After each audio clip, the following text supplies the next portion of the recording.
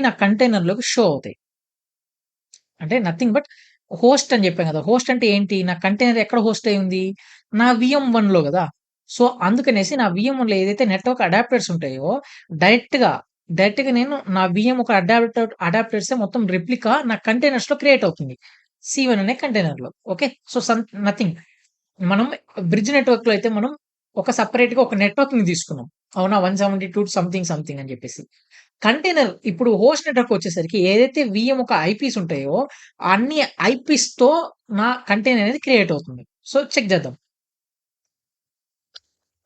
Dakar PS -a so, ఎటువంటి container లేదు. ఇప్పుడు నేనేం చేస్తాను ఒక కంటైనర్‌ని క్రియేట్ చేస్తాను. Docker run -itd and then name C1 network ఇక్కడ నెట్వర్క్ నేనేమిస్తాను హోస్ట్ అని ఇస్తాను. ఓకే.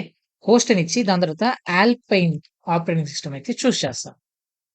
సో, నా కంటైనర్ అనేది క్రియేట్ అయితే అయిపోయింది. డాకర్ పిఎస్ నా ఆల్పైన్ అనేది రన్నింగ్‌లో ఉంది. ఇప్పుడు దీన్ని యాక్సెస్ తీసుకుందాం. యాక్సెస్ తీసుకోవాలంటే ఏంటి? Dakar exec -it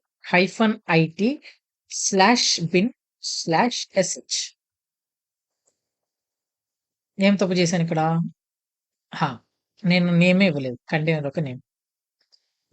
done. ఇప్పుడు నేను ఆల్పైన్ ఆపరేటింగ్ సిస్టమ్‌లో ఉన్నాను.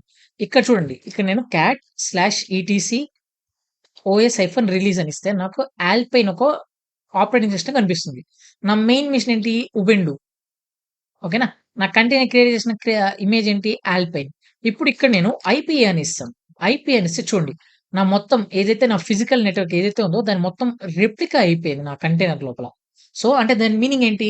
నా కంటైనర్‌కి ఇప్పుడు స్పెసిఫిక్‌గా ఒక ఐపీ అంటూ ఏముండదు.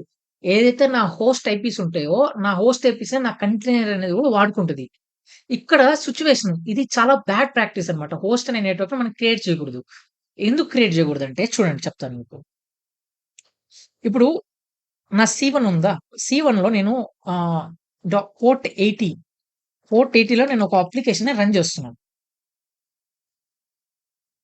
పోర్ట్ 80లో నేను ఒక అప్లికేషన్‌ని రన్ చేస్తున్నాను.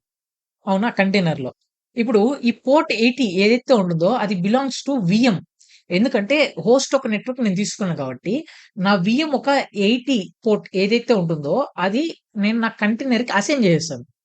రేపటి రోజున నా VMవేర్‌లో గూడా నేను ఒక పోర్ట్ 80 తీసుకోవాలనుకోండి. పోర్ట్ 80 నేను తీసుకోవాలనుకోండి. అప్పుడేమైపోతుందో తెలుసా? అప్పుడు నాకు కాన్‌ఫ్లిక్ట్ ఒస్తుంది. పోర్ట్ కాన్‌ఫ్లిక్ట్ అనేదొస్తుంది. ఎందుకంటే ఇక్కడ నేనేం చేస్తున్నానంటే, ఏదైతే నా VM ఒక పోర్ట్ ఉందో, ఆ పోర్ట్స్‌నే నేను నా కంటైనర్‌లో గూడా యూజ్ చేస్తున్నాను.